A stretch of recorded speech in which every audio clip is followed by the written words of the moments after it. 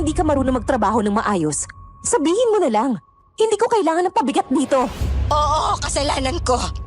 Nagkamali ako, pero nagbago na ang isip ko. Ayoko sirain ang buhay nila. Nadala lang ako ng emosyon ko, ng galit. Pero ngayon ayoko na, nagmamakaawa ako sa'yo. Huwag na sila. Gusto ko yan, Kara. Yang tapang mo. Pero tandaan mo, ang tapang ay masarap din paglaruan. Tignan natin kung hanggang saan lalakas ng loob mo kapag nakita mo kinakain ko na sila. Isa-isa. Follow us sa aming bagong channel na Aswang Confessions. Kita-kits, don't forget Aswang Confessions.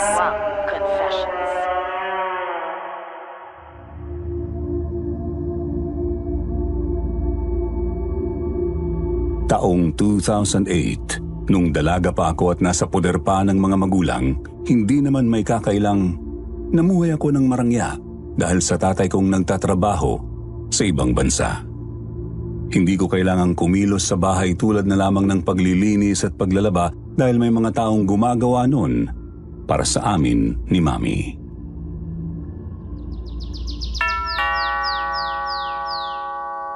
Kara anak, buksan mo na ang gate at nandyan na yata si Ate Lani. Apo, Mami.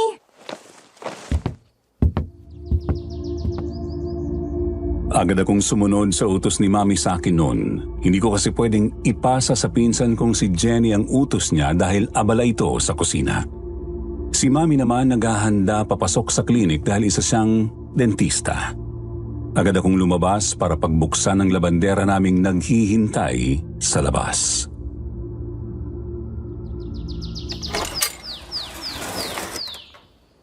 Ay, magandang araw, Kara. Nandiyan pa ba ang mami mo? Nag-text kasi sa akin at marami na raw kayong ipapalaba. Nandyan po siya sa loob. Medyo marami nga lang po ang labahan niyo ngayon bukod sa mga bedsheet at punda. Galing po kasi kaming bakasyon kaya maraming maruming damit. Ah, ganun ba? Mukhang aabutin yata ako ng hapon sa paglalaba. Hindi naman po siguro. Malinis naman po ang mga damit namin, tsaka hindi niya naman po kailangan laban yung sa pinsan ko. Siya naman po naglalaban ng sarili niyang damit.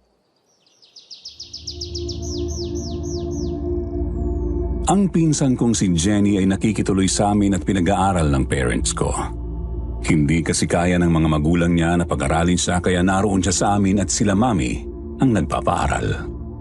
Bilang kapalit parang siya na ang kumikilos na maglinis at magluto sa bahay namin kahit hindi naman na kailangan.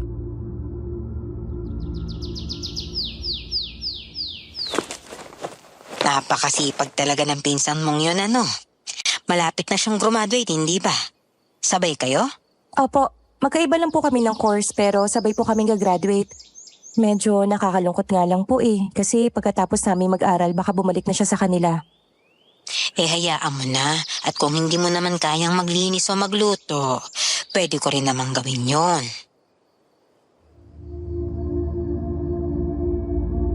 Napangiti na lang ako kay Ate Lani nang sabihin niya yon. Ilang taon na namin siyang labandera at ang masasabi ko lang, mabait at mapagkakatiwalaan naman siya. May mga pagkakataon lang na minsan hindi siya umiimik o nagsasalita kahit kinakausap. Pero hinayaan na lang namin ni Mami basta maayos siyang magtrabaho. Malinis siyang maglaba at mabilis kaya naman gustong-gusto siya ni Mami.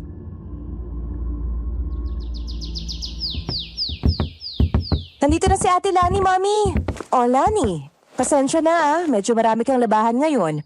Pero huwag kang mag-alala at dadagdagan ko naman ang sahod mo. Ayos lang, ma'am. Ibawas mo na lang din siguro yung kalahati ng sahod ko sa mga naonang balik ko sa'yo. Sigurado ka ba dyan, Ate Lani? Hindi naman kaya magkulang ang budget mo niyan. Hindi naman, ma'am. Kaltasan niyo na lang ako at nang mabawasan ng mga utang ko. O sige kung ganun. Maiwan ko na kayo rito kasama tong dalawa. Kapag may kailangan kayo, sabihan nyo na lang si Kara. Nakahanda na ang labahan nyo sa likod. Sige, ma'am. Ako na pong bahala sa mga yun. Kara, Jenny, ang bilin ko sa inyo Dito lang kayo sa bahay at papasok na ako. Ingat po kayo, tita.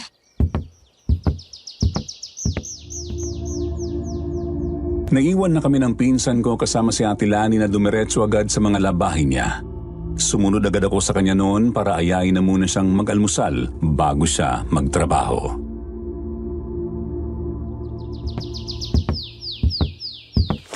Ate Lani, mamaya na po kayo maglaba. Mag-almusal po muna tayo.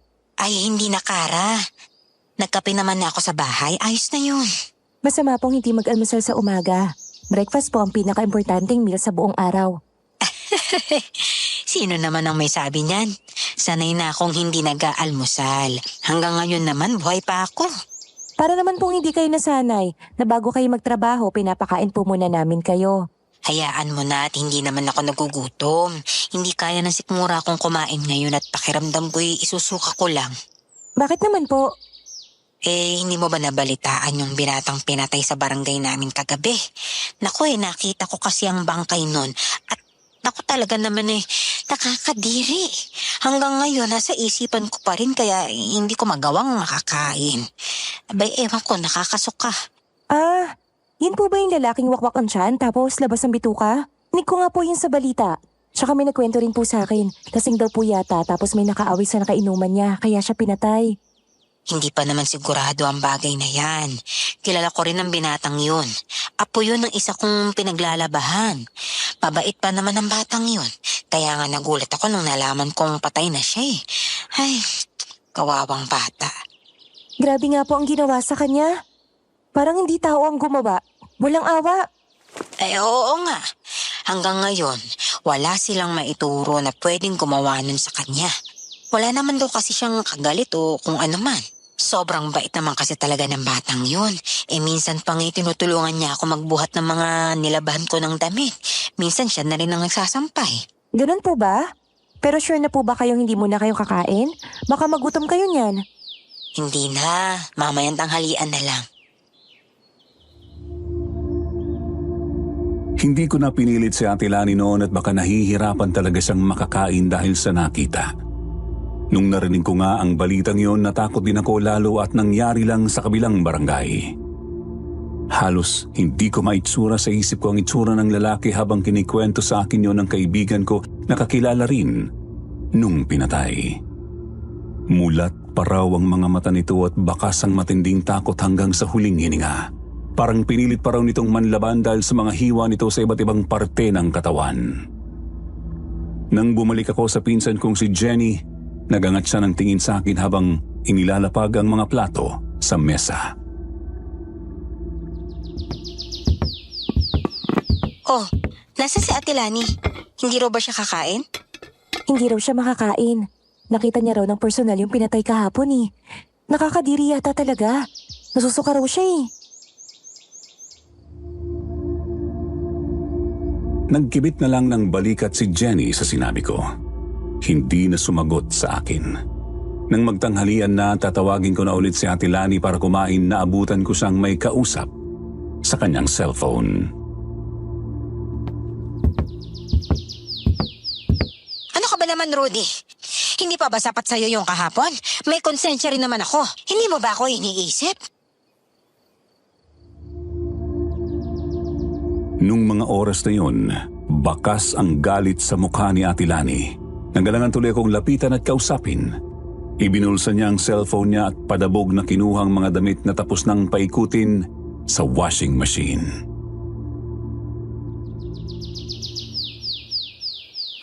Ate Lani, kakain na ho. Oh, Tara, kanina ka pa ba nandyan? Hindi naman po. Halos kalalabas ko lang din po eh. Tanghali na po kasi baka nagugutom na kayo. Nakahanda na po yung pagkain sa mesa. Sige, ihahango ko lang itong mga damit tapos susunod na rin ako. Sige po. Sunod na rin po kayo kaagad bago pa lumamig yung pagkain. Tumango na lang siya sa akin kaya bubalik na ako sa loob. Habang kausap ko siya, kahit malumanay naman siyang magsalita, hindi nawawala ang salubong ng kilay niya.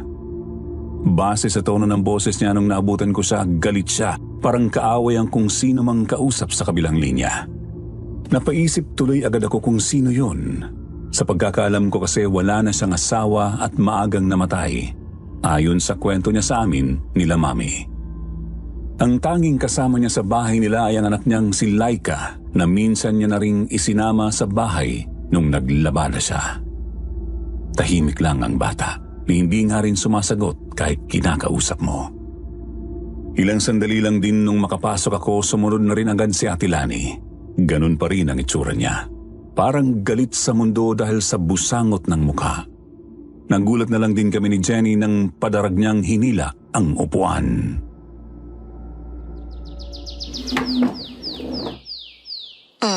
Mukhang may problema, Ate Lani ah. Wala naman. May inaalala lang ako. Mukhang hindi ko rin matatapos lahat ng mga labahin ko ngayon eh. Kailangan pa na umuwi. Po? Bakit po? May nangyari po ba?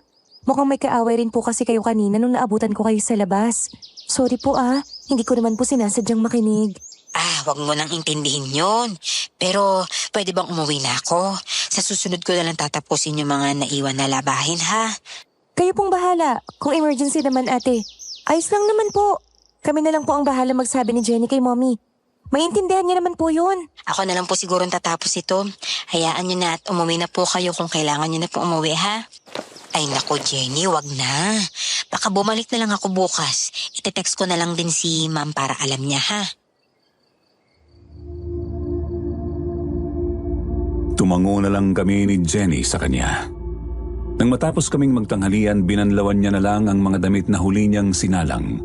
Nagpresenta na si Jenny na siya na ang magsasampay ng mga iyon para makauwi na si Ate Lani. Kapansin-pansin ang pagmamadali sa mga kilos niya.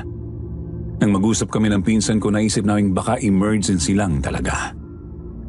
Hindi nga namin sigurado kung nabanlawan niya ba ng maayos yung mga damit dahil yung pangalawa niyang banlaw, mabula pa rin. Hapon nang makauwi si Mami, nagtaka siya nang makitang hindi natapos ang mga labada. Bakit hindi natapos yung mga labahin? Nasaan si Ate Lani? Umuwi agad ng tanghali kasi may problema po yata. Hindi po ba siya nag-text? Sabi niya mag-text daw siya sa'yo eh. Wala akong natatanggap na text niya. Ano kaya nangyari? Wala kaming maisagot ni Jenny kay Mami dahil maging kami wala namang alam sa tunay na rason kung bakit umuwi agad si Ate Lani. Kinabukasan hindi rin siya nakabalik tulad nung sinabi niya. Si Jenny na tuloy ang tumapos ng mga natirang labahin. Kahit wala akong alam sa paglalaba, tinulungan ko na lang din ang pinsan ko. Ako na lang ang nagsampay para may magawa naman ako. Ilang araw ang lumipas. Nagre-reklamo si Mami dahil nang suotin niya yung damit na nilabahan ni Ate Lani, nangati siya. Nabanlawan niya ba ng maayos to? Tignan niyo! Namumula na ang balat ko sa kate. Naku, hala. Oo nga po tita. Lagyan nyo na lang po ng alkohol. Kasama po siguro yung damit nyo sa huli niyang binanlawan. Yung huling banlaw niya po kasi mabula pa eh. Nagmamadali kasi siya masyado. Ano ba yan? Paano yung ibang damit? Hindi pwedeng ganun din ang iba at sensitive pa naman ang balat ko. Ipapaulit ko na lang din sa kanyang labahin kung ganyan. Baka nagmamadali lang po talaga siya, Mommy. First time naman pong nangyari ang ganyan eh. Huwag niyo na lang po siyang pagalitan.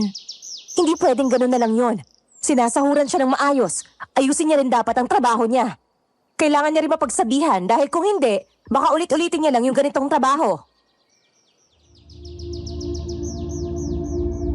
Inis na inis si Mami noon dahil talagang nangangati ang balat niya at namumula. Lumipas ang 1 linggo bago nakabalik si Ate Lani. Humingi agad siya ng pasensya kay Mami dahil sa hindi siya nakapagpaalam nung huli na uuwi siya ng maaga.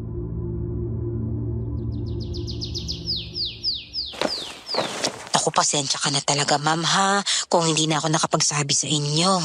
Nagkaproblema lang po talaga ang bahay, kaya umuwi agad ako. Nagsabi naman po ako kay na Tara at Jenny. Ang mali ko lang ho, hindi ko na ho na-text sa inyo sa pagmamadali ko. Ayos na ho siguro yon.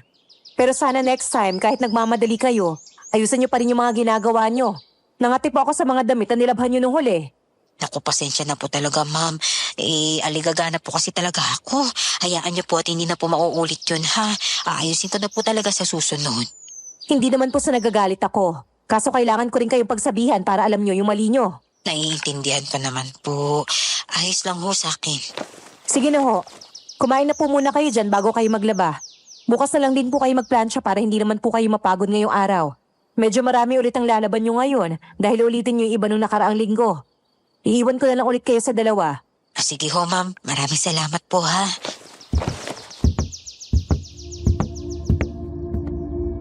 Tumango na si Mami at lumabas na ng bahay para pumasok sa trabaho. Nakaupo ako sa sofa noon. May ginagawa kasi akong paperwork kaya nakikinig lang ako sa kanilang dalawa. Nang mag-angat ako ng tingin kay Ate Lani, hindi nakatakas sa paningin ko kung paanong may bahid ng sama ng tingin ang ipinupukol niya kay Mami habang palabas ito ng pinto. Pailalim yun habang salubong ang mga kilay niya. Nagsalubong ang kilay ko kung bakit ganon. Nang mapansin niya yatang nakatingin ako sa kanya, bumaling agad siya ng tingin sa akin. Bakit ganun po ang tingin niyo kay Mommy? Ha? Bakit? Ang sama po ng tingin niyo. Napagsabihan lang naman po kayo. Ay, hindi, Kara. Medyo malabo na kasi ang mata ko. Maliwanag kasi sa labas kaya pailalim ako kung tumingin. Ganun po ba? Bakit naman po dadamdamin niyo yung sinabi ni Mommy? Tama lang naman po siya. Hindi naman ako ganon. Hindi naman yun ang unang beses na napagsabihan ako kaya sanay na rin ako. Tanggap ko namang may mali rin naman ako. Hindi naman sasama ang loob ko dahil lang doon. Sure po kayo ah? Oo naman. Hindi mo kailangang intindihin yun, Kara, ha? Sige po, kumain na ho kayo ng agahan. Sabay na lang po kayo kay Jenny, kumakain din po siya doon. Eh, ikaw, hindi ka ba kakain? Tapos na po ako. Nagsabay kami ni Mommy kanina. Punta na lang po kayo sa kusina.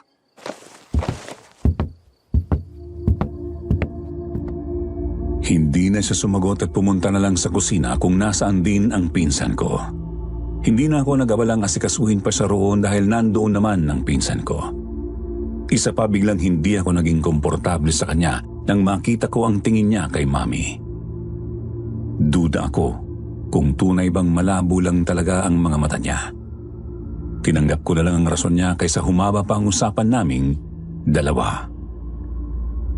Nung araw na yon, naging maayos naman ang paglalaban niya. Yun nga lang, naging matipid siyang kausap. Sa isip ko tuloy baka tunay ngang dinamdam niya ang sinabi ni Mami. Kinabukasan, bumalik siya para plantsahin naman ang mga damit na nilaban niya. Kumpara nung kahapon, maganda naman ang naging bungad niya sa amin at nakangiti pa. Kumakain kami ng almusal at kapansin-pansin sa mga galaw niyang masaya talaga siya hanggang sa hindi na napigilan ng pinsan kong magtanong.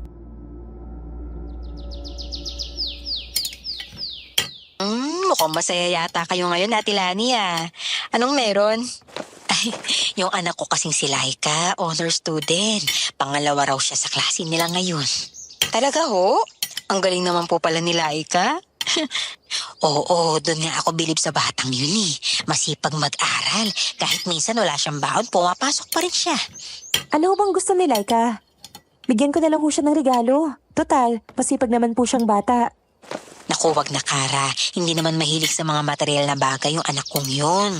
Wala ring hilig sa mga laruan. Mas gusto lagi ang magbasa. Saka mas gusto nun ng pagkain. Nakita niyo naman ang katawan niya, hindi ba? Bilugan dahil nga mahilig kumain. Ano po bang paborito niyang pagkain? Ititreat ko na lang po siya. Dugo. Po? Anong dugo? Ang ibig ko sabihin, yung inihaw na dugo. May tawag sila ron eh. Ano nga bang tawag doon? Betamax ata yun, ano? Oo, ayun. Yung kasi ang palagi niyang pinabibili. Minsan nga, inuulam pa sa kanin. Pati yung isaw, naku, gustong-gusto niya yun. Tama, Betamax yata yung sinasabi ni Ate Lani, Kara. Masarap yun. Yung inihaw na pagkain. Ewan ko ba kay Laika kung bakit gano'n ang mga paborito niyang pagkain. Mahilig din siya sa, sa mga laman loob ng hayop. Namanan niya yata sa tatay niya. Ganun po ba? Hindi ho kasi ako makain ng ganun eh. Pero bibigyan ko na lang po siguro kayo ng pambili. Bilhan niyo na lang po si Laika ng mga pagkain gusto niya para matuwa naman siya kahit papano. Ay, talaga, Kara? Naku, salamat ha. Hindi ko rin kasi siya mabibigyan ng kahit ano ngayon dahil wala naman akong pera. Wala po yun. Iabot ko na lang po sa inyo mamaya bago kayo umuwi.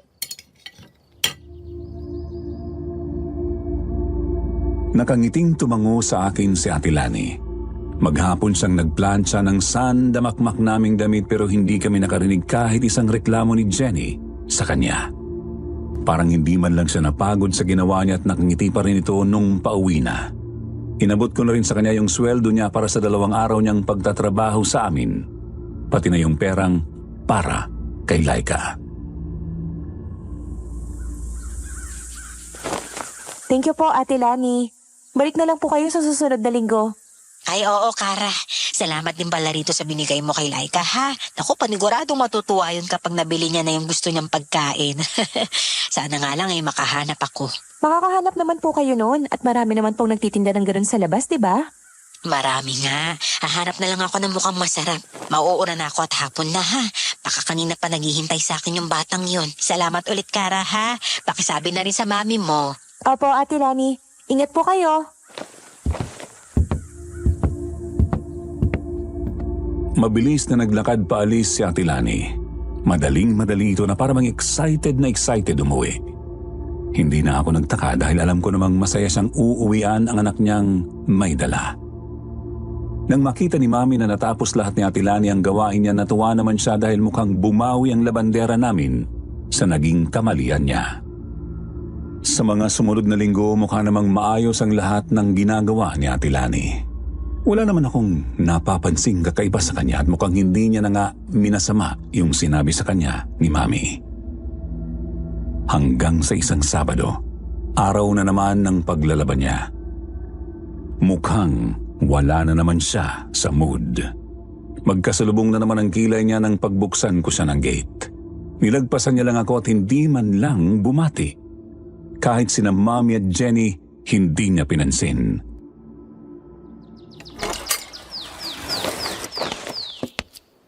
Anong nangyari doon? Bakit mukhang masama ang timpla ng mood niya? Hindi ko rin po alam. Nilagpasan niya lang po ako nang pinagbuksan ko siya ng gate. Baka mamaya bigla na naman umuwi yun, ha?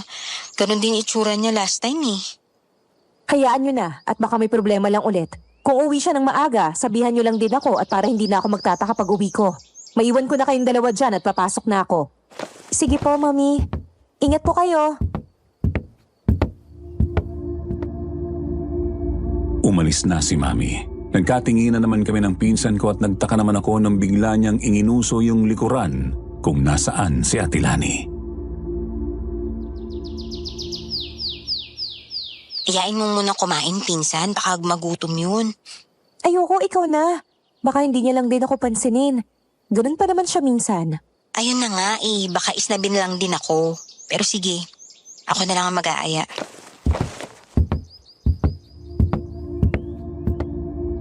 Hinayaan ko na si Jenny habang ako naman nagpunta na sa kusina para ihanda na ang mga pagkain. Si Mami maagang nagalmusal dahil palaging maaga umaalis, kaya minsan hindi na kami nagkakasabay-sabay, lalo pa at may mga pagkakataong tanghali na akong nagigising.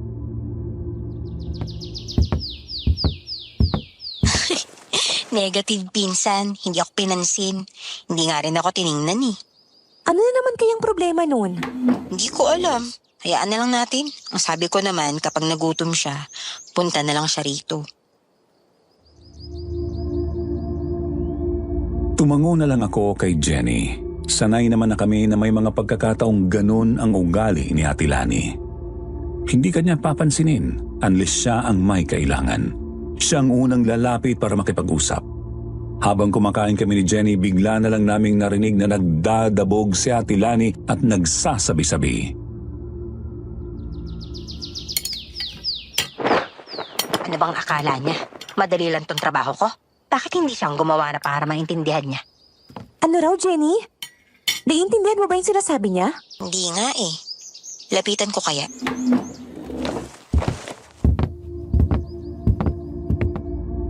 Dahan-dahan kaming tumayo ni Jenny at nagpunta malapit sa pinto ng kusina kung saan ang daan papunta sa labahan. Sarado ang pinto kaya idinikit namin ang mga tenga namin doon para marinig namin siya ng mas maayos.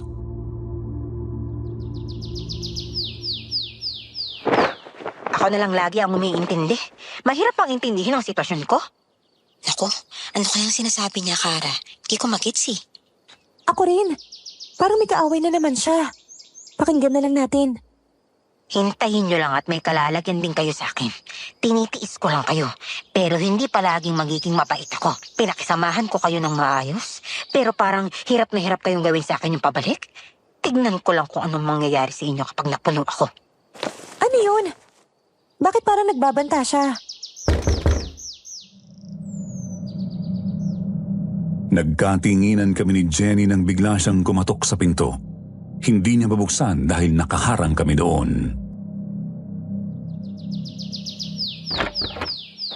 Ay, ano ba to? Bakit nakasara? Kara! Jenny! Pakibuksan naman tong pinto at kukuha lang ako ng powder. Patay! Anong gagawin natin? Buksan mo na lang. Hindi naman din siguro niya mahahalatang nandito lang tayo kanina pa. Sinunod ko na lang ang sinabi ng pinsan ko. Binuksan ko yon at bumungad sa amin ang iritadong mukha ni Ate Lani. Bakit ba nagsasara pa kayo ng pinto? Alam niyo namang nandito ako sa labas. Ay, pasensya na po Ate Lani ha. Hindi ko po yata napansing nasara ko yung pinto nung tinawag ko kayo para mag-almusal. Nasanay lang ho kasi kami na lagi nakasara yung pinto pagka wala kayo. Pasensya na, hindi ko sinasadya. Hindi niya na kami pinansin at pumasok na lang ng tuluyan. Kumuha siya ng powder sa mga stock namin. Pagharap niya napansin niyang nakatingin pa rin kami ni Jenny sa kanya kaya nag-angat siya ng kilay. Parehas kaming napaiwas ng tingin ng pinsan ko at binigyan na siya ng daan para makalabas ulit. Nung nakalabas na siya, nagmamadali naman kaming bumalik ni Jenny sa hapag para pagkwentuhan siya.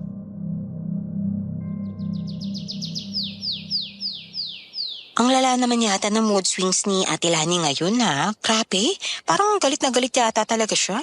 Hindi kaya tayong pinagbabantaan niya, Jenny? Hindi naman siguro. Mabait naman tayo sa kanya, 'di ba? Saka maayos naman yung mood niya nung mga nakaraang linggo. Baka sa ibang pinaglalaban niya yun. Hindi lang naman siya rito sa atin naglalabay. Oo, pero nakakatakot pa rin kasi nagbabanta siya. Sa tingin mo, anong gagawin niya? Wala naman siguro. Sa itsura naman ni Ate Lani mukhang hindi na kayang gumawa ng masama. Hindi natin sure. Minsan ang mga taong mabait at mukhang tahimik, may mga kaya palang gawin na di natin lubos akalain. Kung sa bagay, tama ka naman dun. Pero wag muna natin siguro siyang pag-isipan ng hindi maganda. Hindi na ako sumagot dahil may punto rin naman talaga siya. Lumipas ang buong maghapon, kahit tanghalian, hindi kumain si Ate Lani. Nung pauwi na siya, dun lang siya nagsalita para kunin ang sahod niya para sa araw na yon. Sinabi niya ring babalik na lang sa kinabukasan para naman magplantsa. Nung makauwi naman si Mami, kinuwento naman namin sa kanya yung nangyari. Nagtaka rin siya kung bakit at anong dahilan kung bakit ganon ang inasta ni Ate Lani nung araw na yun. Kinabukasan, busangot pa rin ang mukha ni Ate Lani. Wala ni isang nagsalita sa amin kahit si Mami hindi na lang siya pinansin. Nang magtanghalian siya ng kusang lumapit at nakipag-usap. Ay, Kara, Jenny, pasensya na sa inasta ko mula kahapon ha. Wala lang talaga ako sa mood kahapon. Paano ba naman kasi, yung pinaglalabahan ko ng isang araw, maghapon akong dinakdakan ng dinakdakan. Lagi siyang ganun sa akin. Parang wala na akong ginawan tama. Sumama lang talaga yung loob ko. Hindi naman sinasadyang madadala ko hanggang dito sa inyo. Pasensya na kayo ha. Ganun po ba? Huwag na pong intindihin yun. May mga pagkakataon naman po talaga na kahit ayaw natin, nadadamay ang ibang tao kapag nawawala tayo sa mood. Hayaan niyo na po, naiintindihan naman namin. Napapaisip lang kasi ako. Mukhang sumusobra na yata ako Pati si Ma'am Carmela, hindi na ako pinansin kanina. Nakikiramdam lang po siguro sa inyo si Mommy. Pero hindi naman po yun galit. Naging mapayapa naman ang tanghalian namin noon. Hindi na rin siya nagsalita. Nung matapos siya sa gawain niya, nagpaalam na rin siya sa amin. Sinabi ko na lang din kay Mami na humingi ng sorry si Ate Lani sa inasta niya tulad ng dati, naiintindihan niya rin naman yon. Nung sumunod na linggo, pagbukas ko pa lang ng gate, bumungad sa akin ang malungkot niyang mukha. Kaya nagtaka naman ako. Anong oras na rin siya nakarating noon at nakaalis na si Mami? Matamlay siyang sumunod sa akin papunta sa hapag para mag-almusal.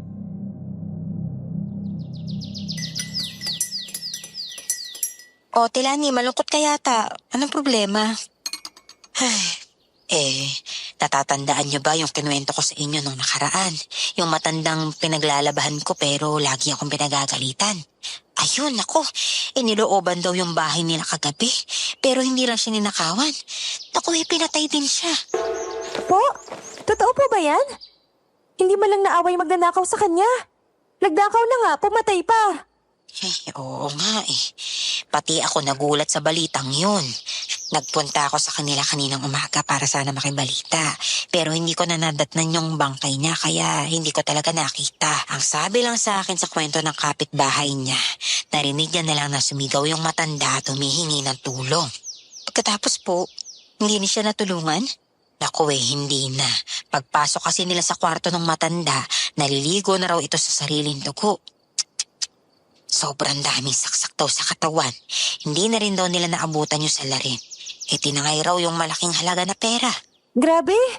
Kawawa naman po pala siya. Sinabi mo pa. Kahit ganun siya, hindi ko pa rin maiwasang malungkot.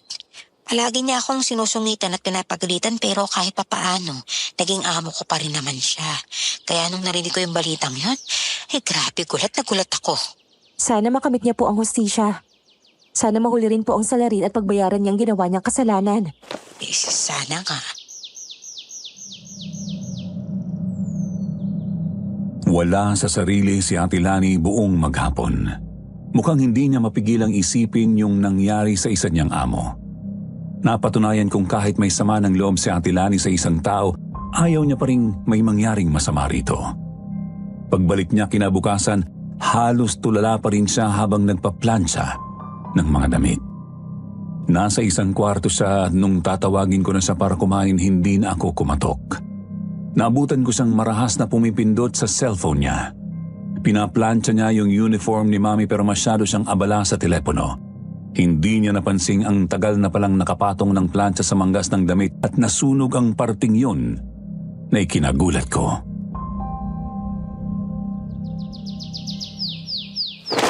Ate Lani! Nasusunog na yung uniform ni Mommy! Ha? Umuusok na yung damit bago pa naalis ni Ate Lani yun. Tinanggal niya sa saksak ang plancha. Nung tingnan ko ang uniform ni Mami, sunog na sunog ang sleeve noon.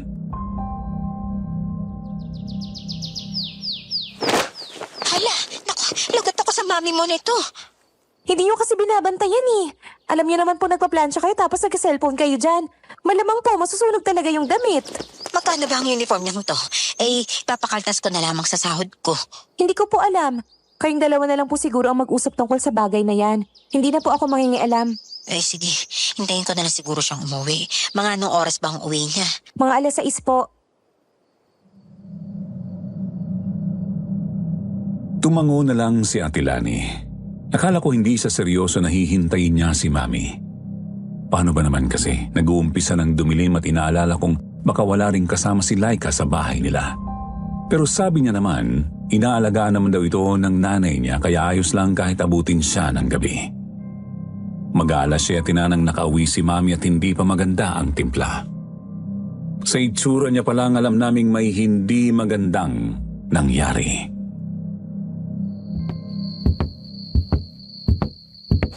Oh, bakit nandito ka pa, Ate Lani? Gabi na. Kasi may nagawa akong kasalanan. Hindi ko naman sinasadya at baka mamaya magalit ka sa akin kung hindi ko kaagad sabihin. Nasunog ko kasi yung isa mong uniform. Ano ho? Anong uniform yun? Kinuha ni Jenny ang uniform na hinangir pa rin ni Ate Lani kahit kitang-kita naman ang malaking sunog nito sa sleeve. Halata masyado lalo pa't kulay puti ang uniform. Ay nako! Bago tong uniform na to, Ate Lani. Mahal to at pinasadya ko pa. Ano nangyari? Naku, pasensya na talaga ha. Hindi ko naman ho sinasadya. Ano bang ginagawa mo, Ate Lani? Maingat ka naman magplansya ng mga damit ah. Bakit gayon ganito ang nangyari? Kung kailan mga bago ang uniform ko? Kasi may nangungulit sa akin sa text, ma'am. Sinisingil ako ng pinagkakautangan ko. Walang tigil sa pagtawag kahit sinabi kong wala naman akong pambayad pa. Re-replyan ko lang sana saglit tapos bigla nang pumasok si Kara. Nakita niya na po na nasusunog na. Nawala na sa isip ko. Pasensya na talaga, ma'am, ha? Wala namang magagawa yung sorry mo, Ate Lani. Anong gagawin natin dito niyan? Sunog na sunog na. Pakikaltas na lang sa sahod ko. Kahit maglaba at magplansya na lang muna ako ng walang bayad, ma'am. Ayos lang ho. Di konsensya ko naman yun. Bad trip na nga sa trabaho, sumasabay pa rito sa bahay. Gusto ko na nga sanang magpahinga, kaso ganito pa ang dadatnan ko.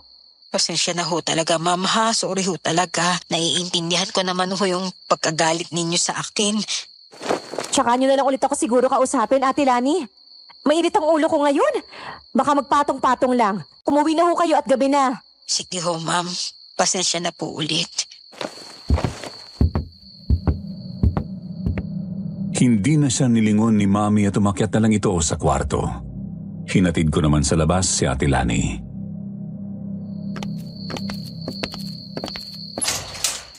Sorry po, Ate Lani. Nasigawan kayo ni Mommy. Baka stress lang sa work. Next week nyo na lang po siya kausapin ulit. Baka mas maayos nyo na mapag-usapan yung nangyari. Ay, mas mabuti nga siguro ang ganun, Kara. Hayaan mo at naiintindihan ko naman si Ma'am Carmela. Babalik na lang ako sa susunod na linggo. Kailangan ko na rin umuwi at baka kanina pa naghihintay sa akin si Laika. Simula nung linggong yon, tila nagiba ang ihip ng hangin. Naggalit yata talaga si Mami sa nangyari. Hindi ko rin naman kasi alam na bago pala yung uniform niyang yon. Minsan niya na lang kung pansinin si Ate Lani at kapag pinapasahod niya ito, kalahati lang ang binibigay niya para makabayad sa mga paunang bale. Hindi ako nakikisali o kahit si Jenny dahil hindi naman kami dapat mangialam. Isang buwan ang lumipas. Umuwi si Daddy galing ibang bansa para magbakasyon. Isang buwan din ang itatagal niya kaya tuwang-tuwa naman ako. Pero literal na mabilis ang oras kapag masaya ka. Kaya hindi ko napansin na aalis na ulit si Daddy. Magmula naman nung nakabalik siya sa ibang bansa, mas dumalas naman ang init ng ulo ni Mami at minsan si Ate Lani ang napagbubuntungan niya ng inis. Ate Lani! Naplansya mo ba ng maayos tong uniform ko? Tignan mo at lukot-lukot pa! Nakakayang suotin ng ganitong uniforme! Ay pinlansya ko na ng maayos yan. Kung gusto niyo po, uulitin ko na lang. Pakiulit nga at pakibilisan! Nagmamadali ako! Baka malita ko niyan dahil anong oras na.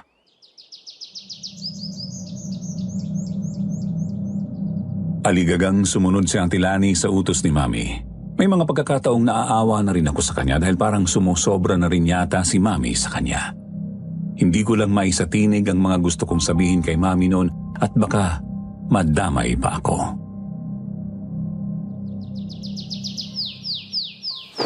Pakibilas, Ate Lani! Sinabi ng dalian eh! Ito na ma'am.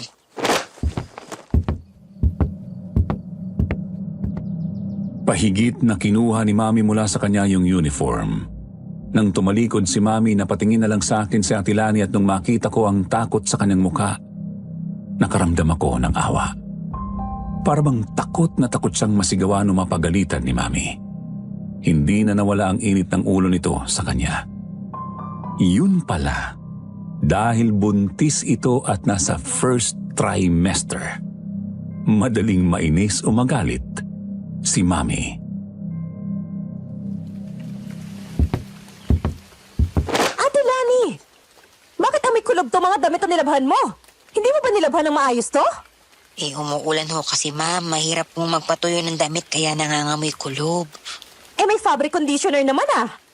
Oo nga kaso hindi rin kaya lalo na't isang linggo rin halos umuulan. Ano ba yan? Ulitin mo lahat ng nilabhan mo noong nakarang linggo. Hindi ako magsusuot ng ganyang amoy. Sige Ma'am Carmela. Wala problema. Tipid akong ngumiti kay Ate Lani habang hindi naman nagbabago ang pinta ng takot sa kanyang mukha. Ay, pagpasensya niyo na po si Mami, Ate Lani. Mabilis lang talagang uminit ang ulo niya ngayon. Buntis po kasi. Ano? Buntis siya? Opo. Magdadalawang buwan na ho. Aba, ang tagal mo rin bago nasundan ng kapatid, ha? Ilang taon nga ang agwat ninyo? 20 years din po. Tiyak na mahihirapang mga nakamami mo ko sakali. Ilang taon na nga ba siya? 41? Opo. Ang sabi rin po ng doktor niya, medyo maselan po ang pagbubuntis niya kaya kailangan din namin siyang alagaan. Hindi nga ho siya pwedeng ma-stress, kaso pati maliit na bagay pinoproblema niya masyado. Pansin ko nga. Kaya pala palaging mainit ang ulo niya. Buntis pala.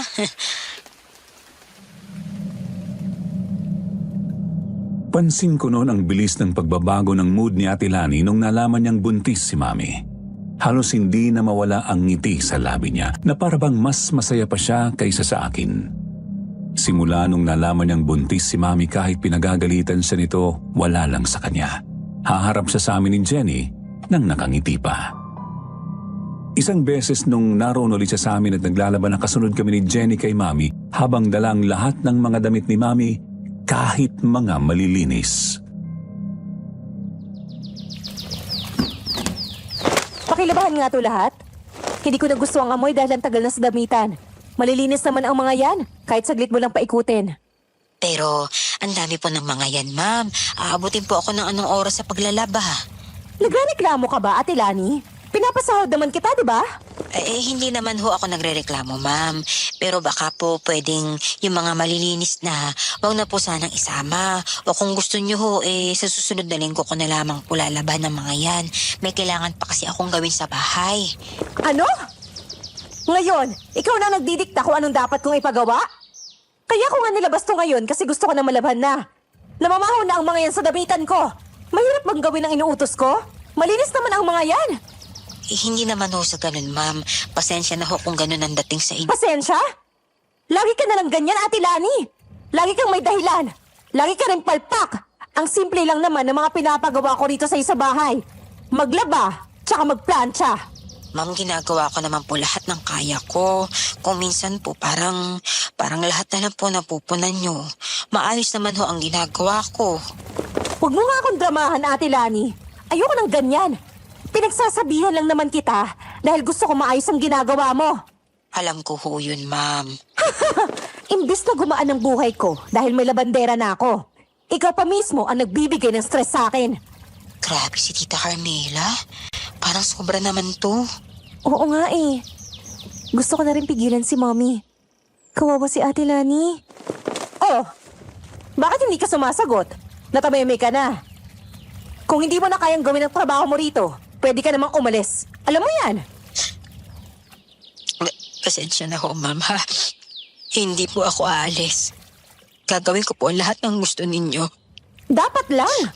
Ayoko nang paulit-ulit na sinasabi sa'yo ang mga dapat mong gawin. At isa pa, Ate Lani, ayoko rin na nagdadahilan. Kung anong inuutos ko sa'yo, sundin mo na lang. Binabayaran naman kita para dyan.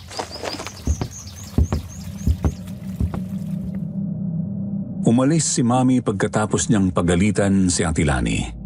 Yun ang unang beses na nakita kong umiyak si Ate Lani. Pero kahit umiiyak siya, itinuloy pa rin niya ang ginagawa niya. Gusto ko man siyang lapitan at kausapin, hindi naman ako magaling sa bagay na yon. Hindi ako marunong mag-comfort ng taong umiiyak. Nagkatinginan na lang kami ni Jenny na parehas may habag para sa kanya. Anong oras na siyang nakauwi nung araw na yon, pero kinabukasan ay maaga pa rin siyang nakabalik para naman magplancha ng mga damit. Si Mami nung narinig ang pagdating niya, galit na naman itong bumaba. Bit-bit ang uniform niya. Tingnan mo tong nilaban mo. Bakit may mancha to ng dugo? Hindi ko ho alam, ma'am. Nilabahan ko naman po ng maayos ang mga damit ninyo. Maayos? Sa tingin mo maayos tong lagay na to? Hindi ko rin natatanda ang may dugo ang uniform na yan bago ko pinalabas sa'yo. Saan to nang galing? Hindi ko po talaga alam, ma'am. Pasensya na ho. Pasensya? Ayan ka na naman sa pasensya mo. Lahat ng trabaho mo, palpak. Kung hindi pa susunog o amoy kulob ang damit, may mancha naman. Ano ba talagang silbi mo rito? Pasensya na ho, ma'am, ha? Sige ho, gagawin ko ho ulit. Sisiguraduhin ko po na maaalis ang mancha. Tama na yung palusot mo, Ate Lani. Hindi mo na kailangan magdrama. Sobra na ha. Sinasadya mo bang pagtripan ako? Aba, kung gusto mo akong inisin, maghanap ka na ng ibang bahay na mapagtritripan mo. Hindi ko ho intensyon na magkamali, ma'am. Ginagawa ko naman po lahat ng makakaya ko. Lahat ng makakaya mo? Kung yan na ang best effort mo, parang wala kang silbi. Sa lahat ng mga naranasan ko sa mga naging labandera rito, ikaw na yata ang pinakapalpak. Sobra na si Tita Carmela. Parang di naman tama yung mga pinagsasabi niya kay Ate Lani. Hindi ko rin kasi mapigilan si Mami. Baka madamay pa tayo. Alam mo, kung hindi ka marunong magtrabaho ng maayos, sabihin mo na lang. Hindi ko kailangan ng pabigat dito. Kung sa tingin mo, kaawa-awa ka, hindi ko kasalanan yan. Magtrabaho ka ng maayos o umalis ka. Hindi ko ho talaga sinasadya, ma'am. Kung sa tingin niyo ho, wala akong kwenta. Kayo na ho ang magsabi kung gusto niyo na akong paalisin. Pero ako na po ang nagsasabi sa inyo. Hindi niyo gugustuhin mawala ako rito sa inyo. Aba, ang tapang mo rin naman pala ha? Sige, magdasal ka na lang na hindi ko makita ulit ang mga uniform ko na may mantsa. Kasi kung hindi na tayo magkakaintindihan. Nag-walk out ulit si Mami nang wala na naman kaming nagawa ni Jenny. Nagsunod-sunod ang ganong eksena. Pagbalik ni Ate Lani nung sumunod na linggo, ibinato ni Mami lahat sa kanya ng damit niyang may mantsa ng dugo. Ate Lani! Hindi pa rin ba tayo tapos dito? May dugo na naman tong uniform ko! Ano ba talagang problema mo? Ma'am, pasensya na po ha. Hindi ko po alam kung bakit nagkakaganito. Nilabahan ko naman ho ng mabuti ito eh. Mabuti? Kung mabuti yan, bakit ganyan? Sabihin mo nga sa akin, sinasadya mo ba talaga to? Ano ba? Gusto mo na talagang paalisin kita? Hindi po ako aalis, ma'am. Hindi niyo talaga magugustuhan ang mangyayari. At bakit naman, Aber? Maniwala ka sa akin, Carmela. Sa oras na mawala ako rito, magiging dilubyo ang buhay mo.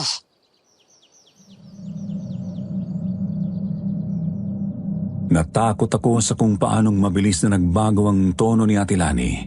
Mula sa kalmado at medyo kabado, ang tunog niya noon ay may halo ng pagbabanta. Idagdag pa ang kakaibang tingin na ipinupukol niya kay Mami.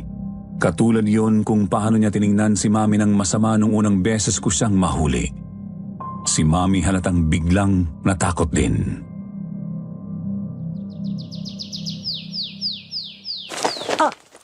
Anong ibig mong sabihin? Hindi ko kailangan ng pagbabanta mo. Umalis ka na. Sigurado ka? Bakit naman hindi? Kaya kong maghanap ng ipapalit sa'yo. Hindi na kita kailangan dito.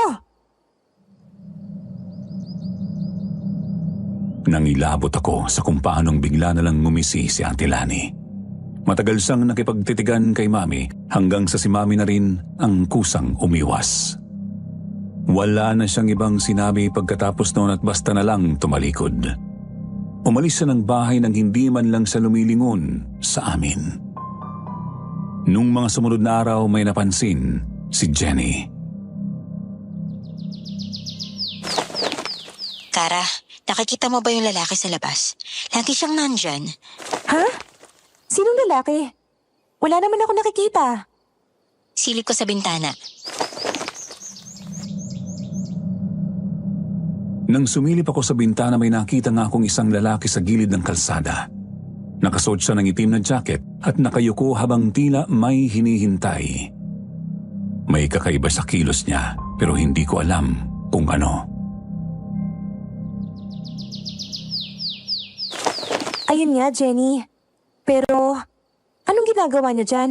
Mula nung umalis si Ate Lani, lagi ko siya nakikita nakatayo dyan. Pero hindi naman siya pumapasok o lumalapit. Nakakatakot ah. Tara, kausapin natin siya. Hindi pwedeng hayaan nandyan lang siya. Baka kung anong balak niya. Lumabas kami ng bahay at habang papalapit kami sa lalaki, napansin naming parang nakatitig na siya sa amin. Kahit hindi pa kami masyadong malapit. Nang huminto kami sa harapan niya, ngumiti siya ng kakaiba na parang pilit.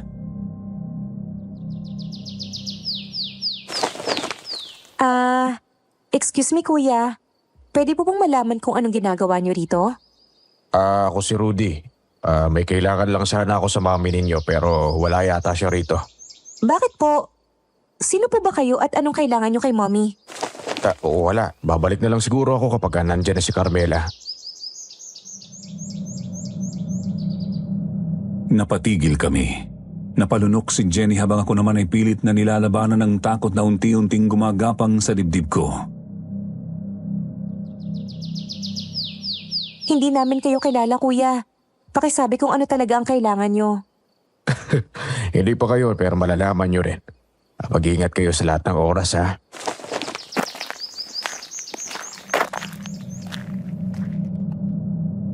Muli siyang ngumisi. Saka dahan-dahang tumalikod at naglakad palayo.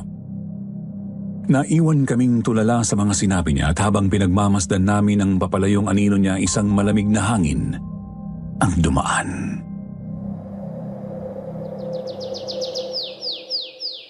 Kara, sino kaya yun? At bakit niya sinabi yun? Ewan ko, Jenny. Pero kailangan nating alamin. Parang may mali.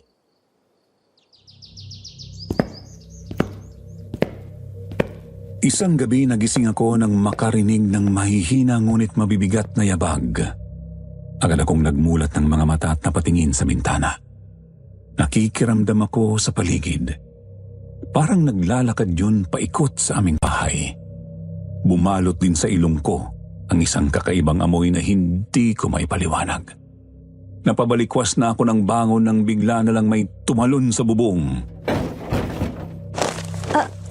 Ano yun? Napakapit ako sa kumot habang pinakikiramdaman ng bawat tunog. Ang yabag sa bubong ay parang sinadya. Mabagal at mabigat na parang gustong iparamdam ang presensya nito. Naramdaman ko ang malamig na hangin na sumingaw mula sa bintana at mas lalong tumindi ang amoy na parang nabubulok. May tao ba sa bubong? Pinihit ko ang doorknob ng aking kwarto at dahan-dahang lumabas. Sa pasilyo, nasalubong ko si Jenny na halatang gagigising lang pero bakas ang takot sa mukha. Kara, narinig mo rin ba? May naglalakad sa bubong. Parang ang bigat ng yabag oh. Oo, pero kinikilabutan ako sa naaamoy ko. Hindi normal. Bago pa kami makapag-usap pa ng mas maayos, isang malakas na sigaw ang nagpagulantang sa amin.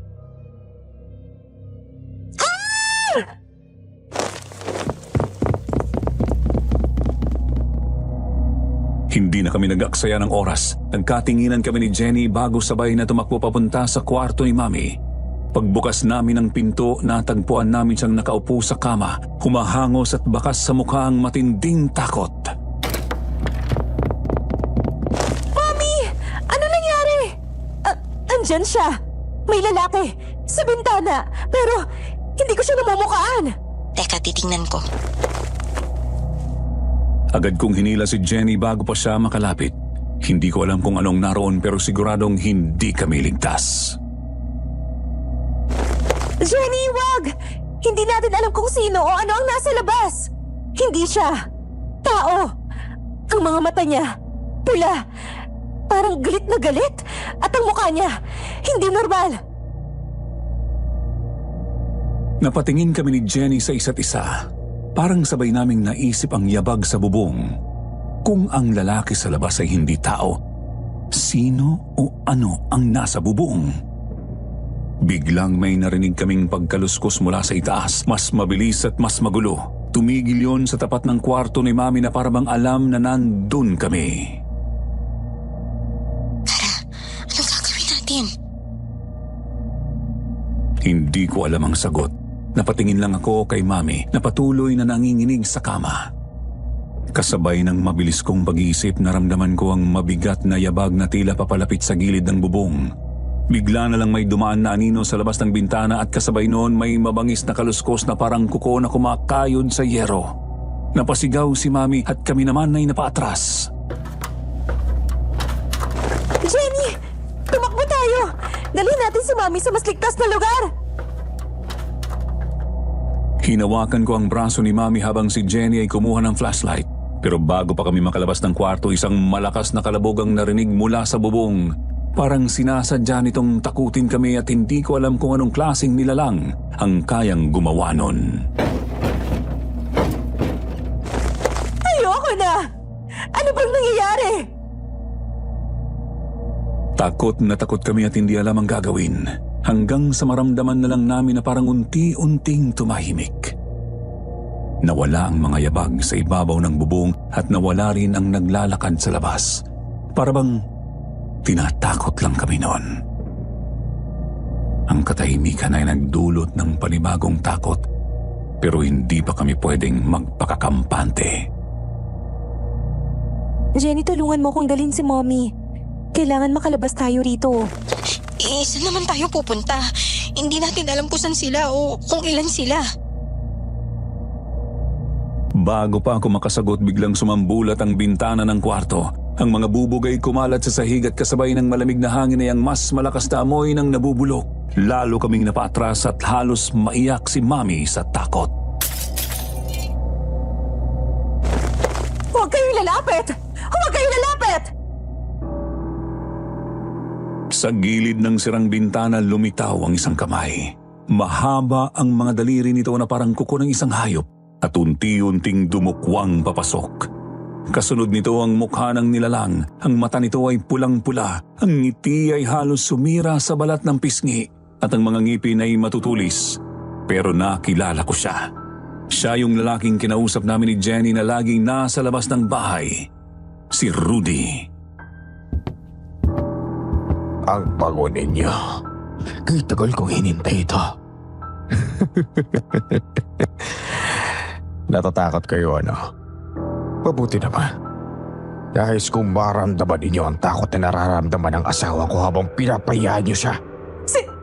Sinong asawa? Hindi niyo alam? Asawa ko si Lani. Ang labanderang tinagalan ninyo ng trabaho. Wala kayong pakialam. Dahil sa inyo, nalungkot ang asawa ko. Rudy? Anong ginagawa mo dito? Ano ka ba? Anong ginagawa ko? Napakatagal ko kayong pinanoon. Alam niyo bang nakakainip din ang maghintay sa tamang oras? Pero sinulit ko naman. Ngayong nandito na ako, wala na makakatakas. Rudy, lumayo ka. Kung ano man yung gusto mo, hindi mo makukuha dito. Talaga? Pero ang bango-bango ninyo, ang init ng dugo sa katawan ninyo. At si Carmela, napakasarap mo siguro lalo't buntis ka. Ang takot mo sa mukha mo, ang pinakamasarap na tignan. Huwag! Huwag mo kaming galawin! Maawa ka! Maawa! Sa'yo? Inasaan ang awa mo nun kay Lani? Sa tuwing pinapahiya mo siya, sa tuwing pinapahirapan mo siya. Napakasarap ng pag-iiganti, Carmela. Ngayon, oras na para tikman mo ang bunga ng mga ginawa mo! Tigilan mo na to, Rudy! Wala na si Lani dito! Bakit kailangan pa kaming madamay? Bakit, Kara? Gusto mong magtapat ako? Gusto mong malaman kung bakit kayo? Kasi ang bawat isa sa inyo, sa mata ko, mga makakasalanan. Lahat kayo ay may kasalanan kay Lani, sa akin, at sa sarili ninyong mga buhay. Ang pagkakaiba lang, ako ang magiging hustisya. Rudy, tumigil ka na. Hindi ako titigil at hindi ko kayo napapatay. Mga makakasalanan! Hindi ka tao! Isa kang halimaw! Halimaw? Oo! At ngayon, lalabunin ko kayo! Hindi mo kami basta-basta matatakot, Rudy. Kung halimaw ka, ipakita mo. Pero hindi namin hahayaang makuha mo ang gusto mo. Gusto ko yan, Kara. Yang tapang mo. Pero tandaan mo, ang tapang ay masarap din paglaruan. Tignan natin kung hanggang saan ang lakas ng loob mo kapag nakita mo kinakain ko na sila. Isa-isa. Hindi ko na alam kung ano pa ang gagawin. Mabilis ang tibok ng puso ko pero alam kong hindi kami pwedeng sumuko. Si Jenny nanginginig na pero hawak pa rin ang flashlight. Si Mami halos hindi na makagalaw sa takot. At si Rudy, hindi siya titigil. Tila nagpapakain siya ng takot sa amin habang ang presensya niya ay parang sumisip-sip sa lahat ng lakas namin. Sa likod niya may isa pang nilalang na bahagyang mas maliit at mas mabagal ang galaw. Tumalon ito papasok ng kwarto na parang hayop na nagmamasid ng biktima. Hindi namin alam kung saan nilalagay ang mga sarili namin. Si Mami ay nanginginig na sa takot. Si Jenny ay halos mapaiyak at ako pilit na iniipon ang lakas ng loob para manatili sa harap ng halimaw na nasa silid. Tumalon ang mas maliit na nilalang papunta sa amin ngunit agad itong pinigilan ni Jenny gamit ang flashlight. Pinailaw niya ito ng direkta sa mata ng nilalang dahilan upang ito ay magwala sa sakit at tumatras. Kara, kumuha ka ng asin! Mabilis kong kinuha ang bote ng asin sa kusina. Nang makita kong papalapit na si Rudy, buong lakas ko itong isinaboy sa kanya.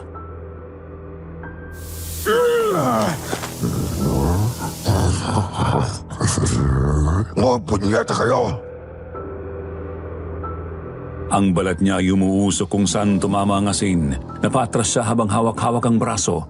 Ang kanyang mga pulang mata ay lalong nag-alab, puno ng galit. Tama na! Please! Hindi. Magbabayad kayo sa ginawa ninyo. Wala nang atrasa na gabi ito.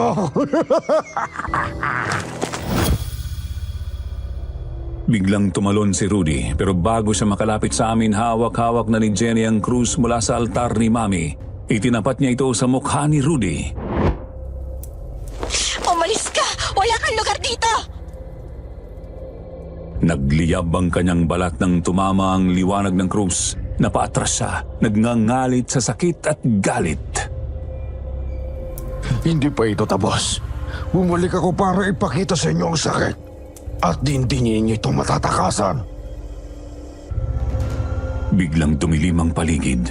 Ang kasama niyang maliit na nilalang ay nagsimulang magpakawala ng malalakas na kalusko sa talakak na tila nanunukso. Si Rudy naman ay umatras sa anino, tila nagmamasid at naghihintay ng tamang pagkakataon. Jenny, anong gagawin natin? Kailangan nating lumaban. Hindi tayo pwede magpatalo. Sa gitna ng takot, nakahanap ako ng lakas ng loob. Hinawakan ko ang krus mula sa altar, isinilid ang asin sa bulsa at humarap muli sa direksyon ni Rudy. Hindi mo kami kayang sirain, Rudy. Kung may kasalanan kami, humihingi kami ng tawad.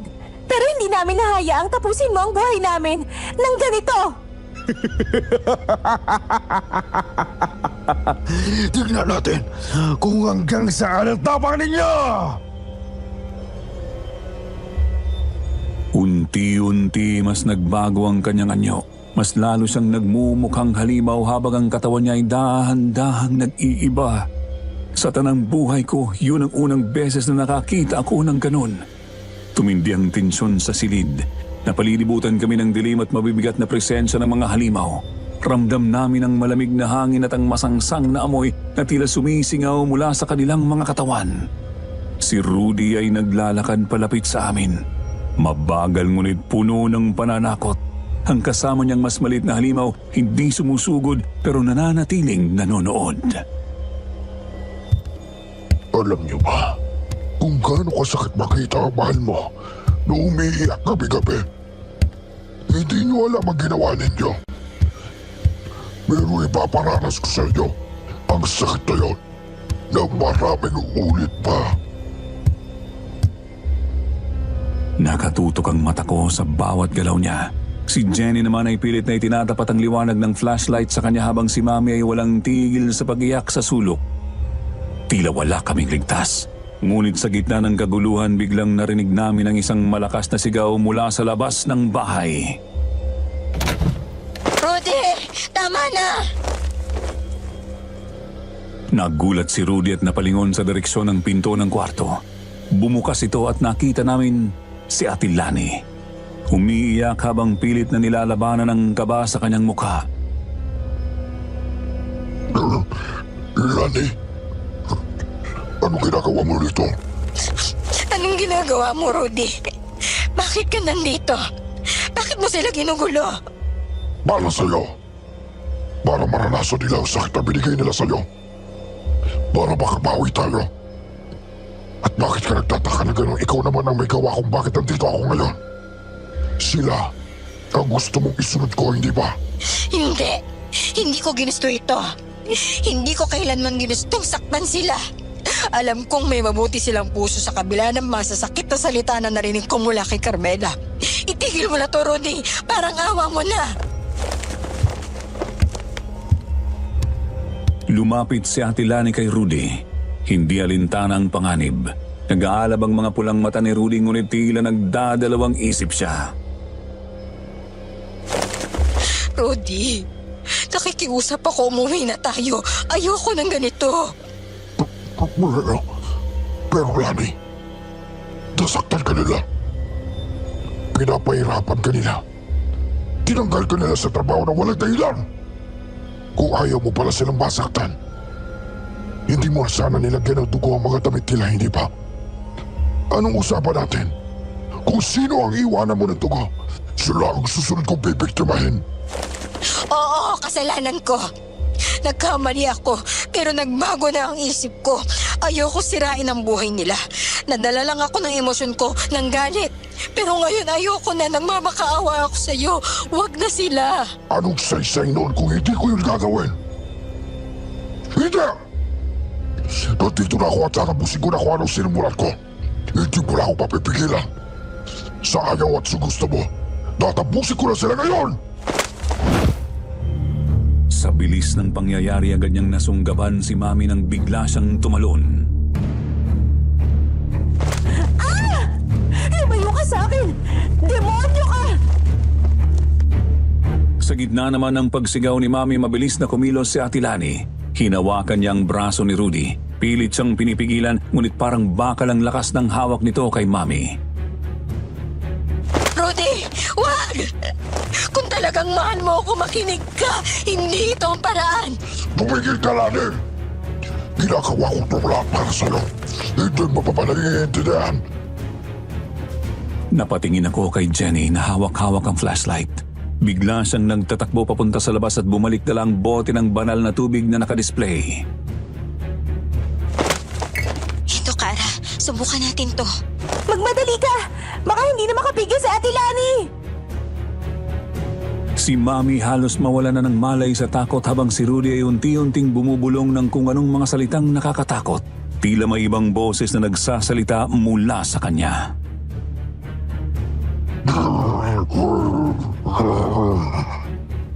Amoy na amoy ko at takot mo, Carmela. Parang masarap ang tugo mo.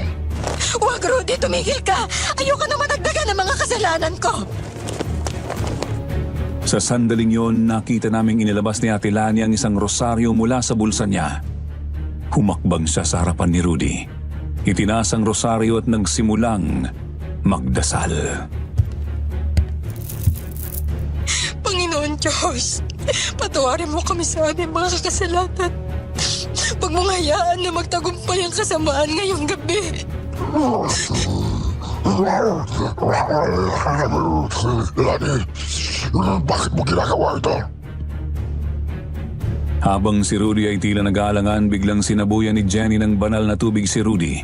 Napatras ito, sumigaw ng malakas at ang balat niya ay tila nasusunog.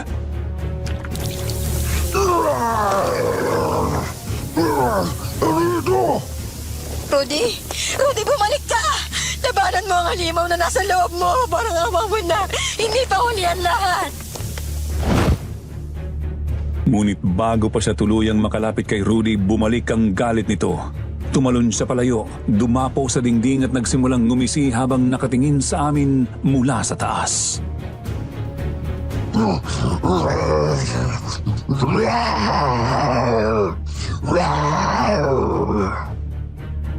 Ano mo tumigil, ah? Kung gusto niyo tapusin ko to, sige, subukan ninyo kalabanin ako. Pero sinisiguro kong wala sa inyo makakaligtas. Bigla siyang sumubod kay Jenny, ngunit sa oras na yun hinampas ko siya ng silya sa likod. Napahinto siya sandali, ngunit agad din akong itinapon sa sahig ng malakas na braso niya. Ate Lani! Anong gagawin natin? Hindi siya hawakan niyo ang kamay ng mami niyo. Ako na ang bahala.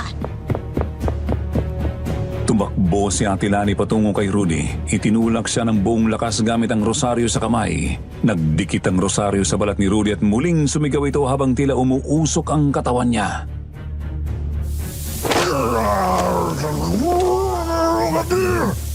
Tama na! Yes! Rudy, hindi kita titigilan. Alam ko nasa loob ka pa rin ng katawang yan. Pakiusap, bumalik ka na. Bumalik ka na, Rudy. Sa huling sigaw ni Ate Lani, biglang bumagsak si Rudy sa sahig. Nanginginig at tila nawawalan ng lakas. Ang pulang liwanag sa kanyang mga mata ay unti-unting nawala. Nagkatinginan kaming lahat. Nanginginig at halos hindi makapaniwala sa nangyari. Nang makabawi ng lakas si Rudy, imbis na atakihin ulit kami, mabilis itong umalis kasama ang maliit na nilalang. Umiiyak na lumingon sa amin si Ate Lani.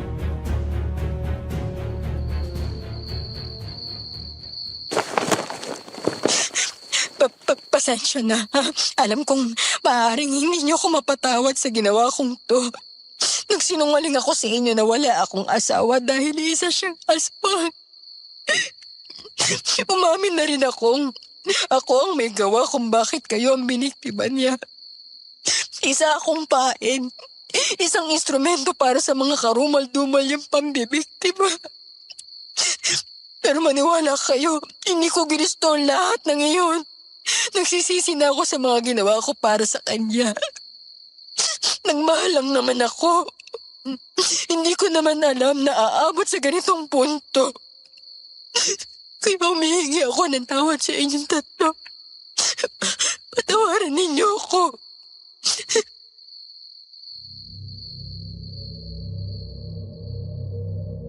Natapos ang lahat nung gabing yun, pero hindi kami nakontento.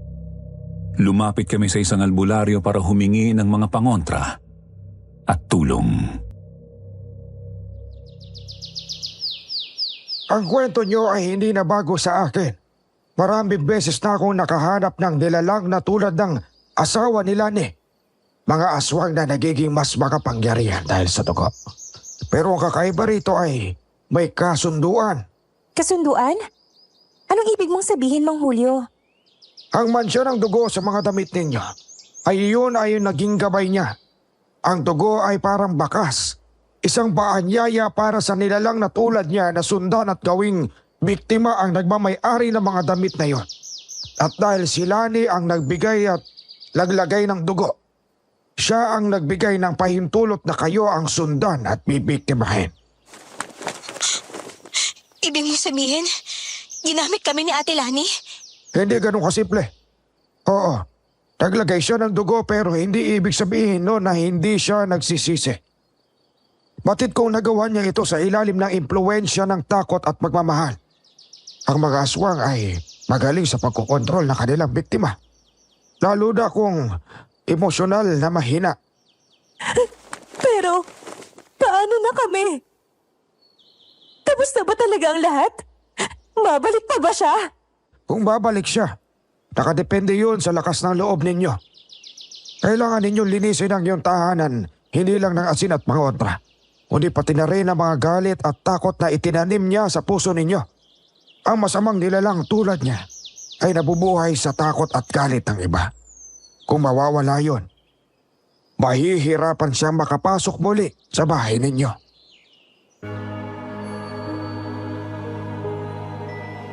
Sinimulan naming sundin ang payo ni Mang Julio. Naglagay kami ng asin sa mga bintana at pintuan. Nagpatak ng langis sa mga sulok ng bahay. At nagdasal gabi-gabi. Si Ate Lani kahit pa masakit para sa kanya ay nagpatuloy sa paghingi ng tawad at pagtulong sa amin. Ginawa niya ang lahat para ipakita na nagsisisi siya. Ngunit ramdam kong mahaba pa ang kailangang tahakin para sa kapatawaran. Ang kwento namin ay hindi basta-basta natapos sa gabing yun. Pero isa lang ang sigurado. Kami, bilang pamilya, ay natutong maging matibay at mas maingat. Tulong ng isa't isa at sa lakas ng paniniwala sa kabutihan, unti-unti naming binuo ang aming buhay na minsang sinira ng isang halimaw. Hanggang dito na lamang po ang aking kwento. Sana'y nagustuhan ninyo. Muli, ako si Kara at maraming salamat sa pakikinig.